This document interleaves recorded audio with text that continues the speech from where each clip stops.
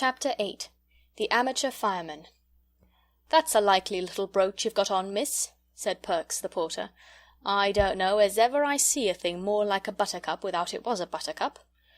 "Yes," said Bobbie, glad and flushed by this approval. "I always thought it was more like a buttercup almost than even a real one. And I never thought it would come to be mine, my very own. And then Mother gave it to me for my birthday." "Oh, have you had a birthday?" said Perks, and he seemed quite surprised, as though a birthday were a thing only granted to a favoured few. "Yes," said Bobbie. "When's your birthday, Mr. Perks?" The children were taking tea with Mr. Perks in the porter's room among the lamps and the railway almanacs. They had brought their own cups and some jam turnovers. Mr. Perks made tea in a beer can, as usual, and everyone felt very happy and confidential. "My birthday," said Perks, tipping some more dark brown tea out of the can into Peter's cup. "I give up keeping of my birthday afore you was born." "But you must have been born some time, you know," said Phyllis thoughtfully, "even if it was 20 years ago, or 30, or 60, or 70. "Not so long as that, missy," Perks grinned as he answered. "If you really want to know, it was 32 years ago, come the 15th of this month." "Then why don't you keep it?" asked Phyllis. "I've got something else to keep besides birthdays," said Perks briefly. "Oh, what?" asked Phyllis eagerly. "Not secrets?" "No," said Perks, "the kids and the missus." It was this talk that set the children thinking, and presently talking. Perks was, on the whole, the dearest friend they had made. Not so grand as the station-master, but more approachable, less powerful than the old gentleman, but more confidential. "It seems horrid that nobody keeps his birthday," said Bobbie. "Couldn't we do something?" "Let's go up to the canal bridge and talk it over," said Peter. "I got a new gut line from the postman this morning. He gave it me for a bunch of roses that I gave him for his sweetheart. She's ill." "Then I do think you might have given her the roses for nothing," said Bobbie indignantly. "Nyang, nyang," said Peter disagreeably, and put his hands in his pockets. "He did, of course," said Phyllis in haste. "Directly we heard she was ill we got the roses ready and waited by the gate. It was when you were making the brekker toast. And when he'd said thank you for the roses so many times, much more than he need have, he pulled out the line and gave it to Peter. It wasn't exchange, it was the grateful heart." "Oh, I beg your pardon, Peter," said Bobbie. "I am so sorry." "Don't mention it," said Peter grandly. "I knew you would be." So then they all went up to the canal bridge. The idea was to fish from the bridge, but the line was not quite long enough. "Never mind," said Bobbie. "Let's just stay here and look at things. Everything's so beautiful." It was. The sun was setting in red splendour over the grey and purple hills, and the canal lay smooth and shiny in the shadow. No ripple broke its surface. It was like a grey satin ribbon between the dusky green silk of the meadows that were on each side of its banks. "It's all right," said Peter, "but somehow I can always see how pretty things are much better when I've something to do. Let's get down onto the towpath and fish from there." Phyllis and Bobbie remembered how the boys on the canal boats had thrown coal at them, and they said so. "Oh, nonsense," said Peter. "There aren't any boys here now. If there were, I'd fight them." Peter's sisters were kind enough not to remind him how he had not fought the boys when the coal had last been thrown. Instead they said, "All right, then," and cautiously climbed down the steep bank to the towing path.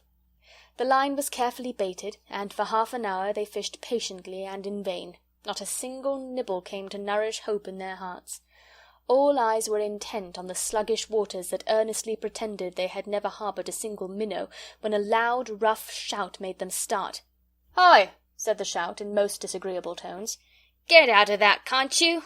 An old white horse coming along the towpath was within 6 yards of them. They sprang to their feet and hastily climbed up the bank. "We'll slip down again when they've gone by," said Bobbie. But alas, the barge, after the manner of barges, stopped under the bridge.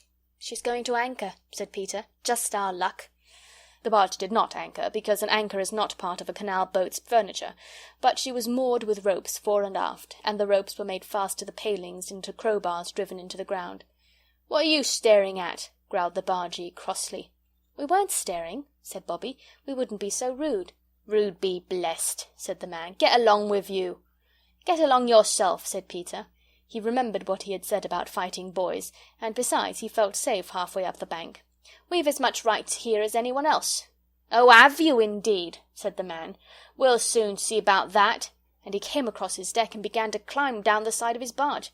"Oh, come away, Peter, come away," said Bobbie and Phyllis in agonized unison. "Not me," said Peter, "but you'd better." The girls climbed to the top of the bank and stood ready to bolt for home as soon as they saw their brother out of danger. The way home lay all downhill. They knew that they all ran well. The bargee did not look as if he did. He was red-faced, heavy, and beefy. But as soon as his foot was on the towing path, the children saw that they had misjudged him. He made one spring up the bank and caught Peter by the leg, dragged him down, set him on his feet with a shake, took him by the ear, and said sternly, "Now then, what do you mean by it? Don't you know as these here waters is preserved? You ain't no right catching fish here, not to say nothing of your precious cheek."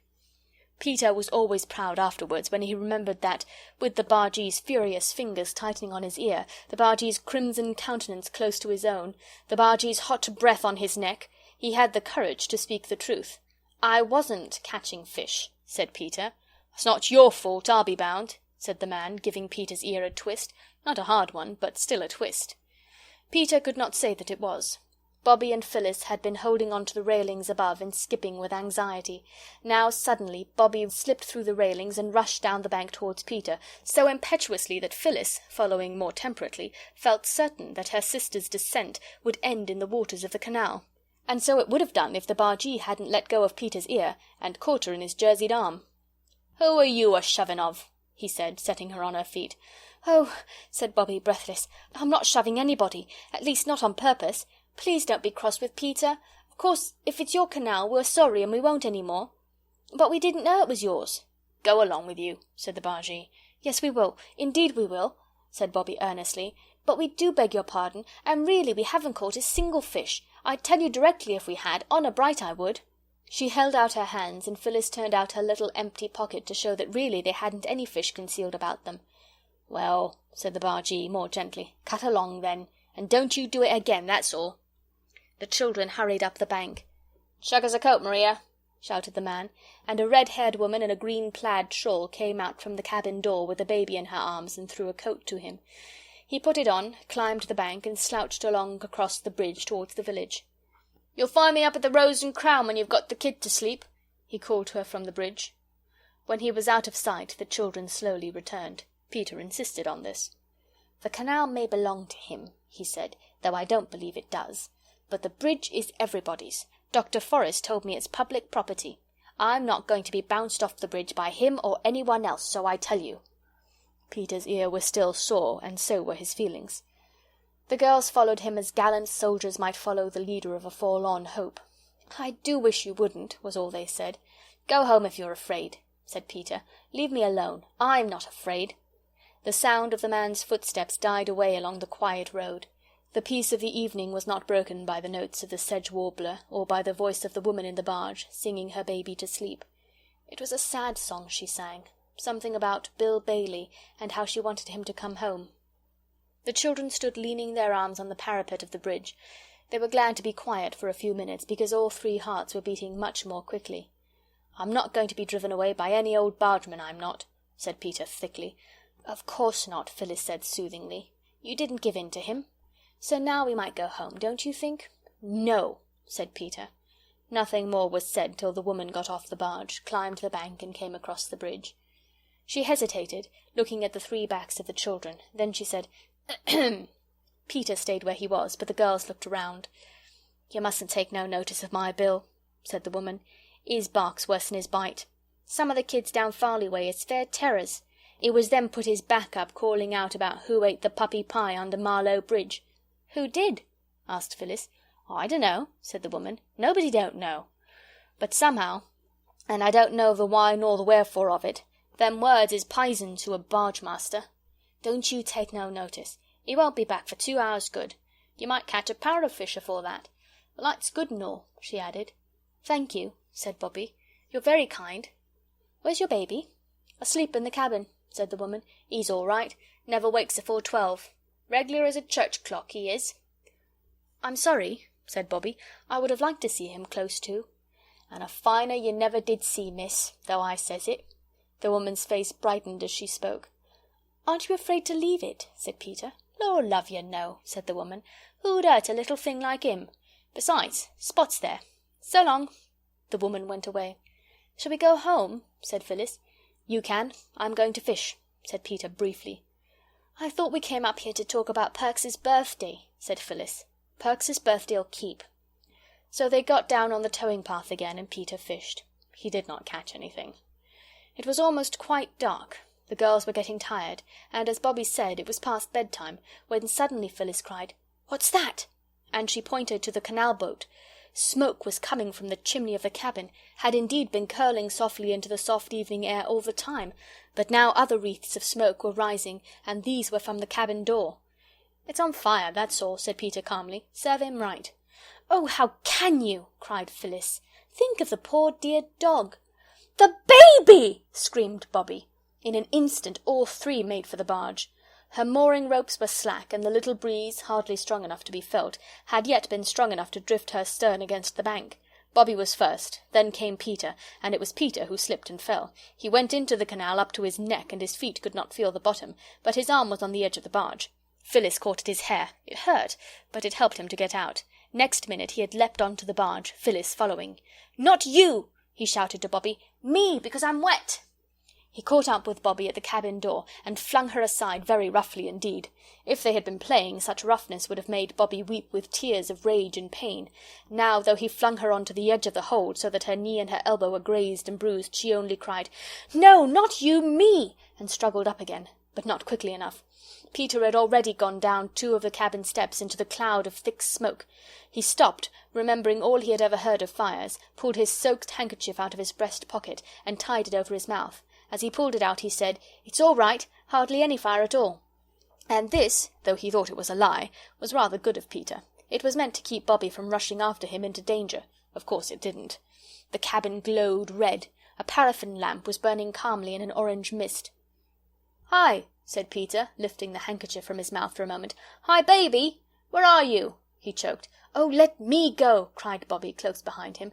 Peter pushed her back more roughly than before, and went on. Now what would have happened if the baby hadn't cried, I don't know, but just at that moment it did cry. Peter felt his way through the dark smoke, found something small and soft and warm and alive, picked it up and backed out, nearly tumbling over Bobby, who was close behind. A dog snapped at his leg, tried to bark, choked. "I've got the kid," said Peter, tearing off the handkerchief and staggering on to the deck. Bobby caught at the place where the bark came from, and her hands met on the fat back of a smooth-haired dog. It turned and fastened its teeth on her hand, but very gently, as much as to say, "I'm bound to bark and bite if strangers come into my master's cabin, but I know you mean well, so I won't really bite." Bobby dropped the dog. "All right, old man. Good dog," said she. "Here, give me the baby, Peter. You're so wet you'll give it cold." Peter was only too glad to hand over the strange little bundle that squirmed and whimpered in his arms. "Now," said Bobby quickly, "you run straight into the Rose and Crown and tell them. Phil and I will stay here with the precious." "Hush, then, a dear, a duck, a darling." "Go now, Peter! Run!" "I can't run in these things," said Peter firmly. "They're as heavy as lead." "I'll walk." "Then I'll run," said Bobby. "Get on the bank, Phil, and I'll hand you the deer." The baby was carefully handed. Phyllis sat down on the bank and tried to hush the baby. Peter wrung the water from his sleeves and knickerbocker legs as well as he could, and it was Bobby who ran like the wind across the bridge and up the long, white, quiet twilight road towards the Rose and Crown.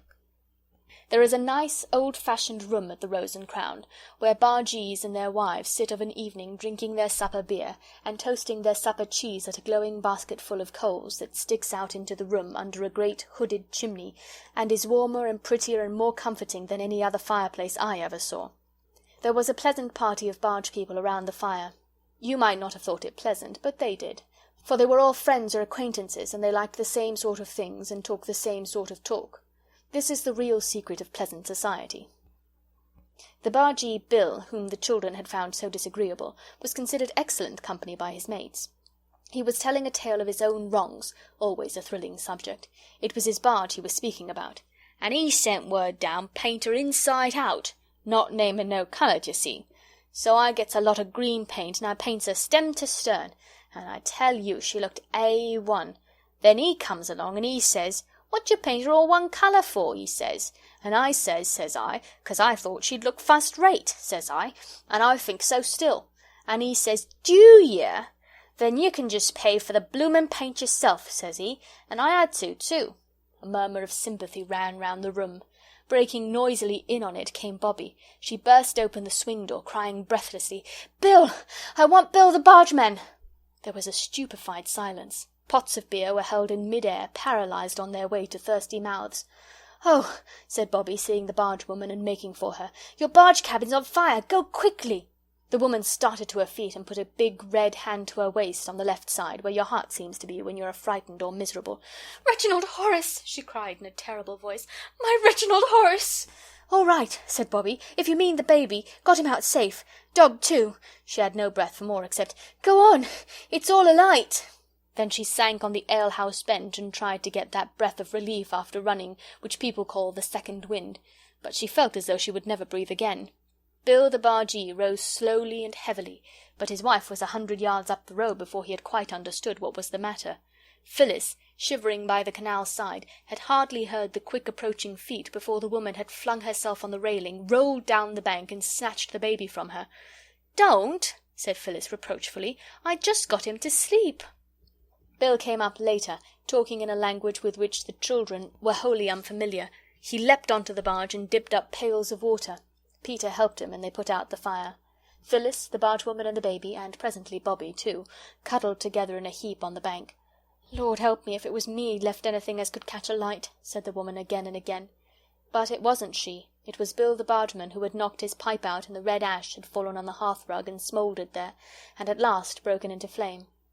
Though a stern man, he was just. He did not blame his wife for what was his own fault, as many bargemen, and other men too, would have done.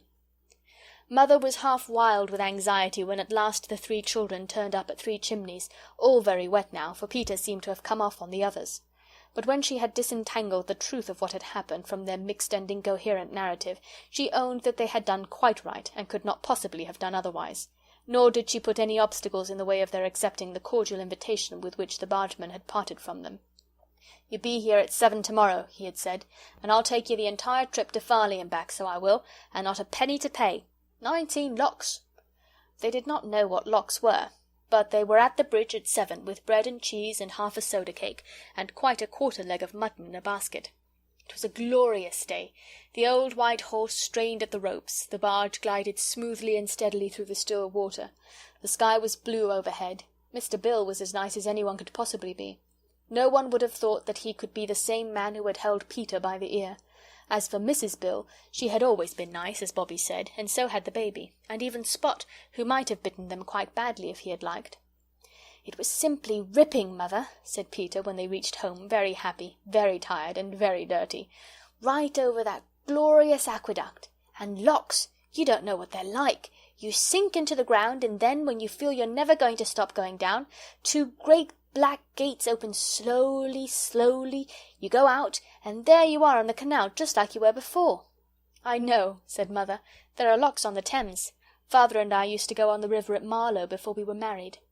"And the dear darling ducky baby," said Bobby. "It let me nurse it for ages and ages, and it was so good. Mother, I wish we had a baby to play with." "And everybody was so nice to us," said Phyllis, "everybody we met, and they say we may fish whenever we like. And Bill is going to show us the way next time he's in these parts. He says we don't know, really." "He said you didn't know," said Peter. "But, Mother, he said he'd tell all the bargees up and down the canal that we were the real right sort, and they were to treat us like good pals as we were." "So then I said," Phyllis interrupted, "we'd always each wear a red ribbon when we went fishing by the canal, so they'd know it was us, and we were the real right sort, and be nice to us." "So you've made another lot of friends," said Mother. "First the railway, and then the canal." "Oh, yes," said Bobby. "I think everyone in the world is friends if you can only get them to see you don't want to be unfriends." "Perhaps you're right," said Mother, and she sighed.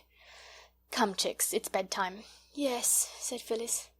"Oh, dear, and we went up there to talk about what we'd do for Perks's birthday, and we haven't talked a single thing about it." "No more we have," said Bobby. "But Peter's saved Reginald Horace's life. I think that's about good enough for one evening." "Bobby would have saved him if I hadn't knocked her down. Twice I did," said Peter loyally. "So would I," said Phyllis, "if I'd known what to do." "Yes," said Mother, "you've saved a little child's life. I do think that's enough for one evening. Oh, my darlings, thank God you're all safe." End of chapter 8.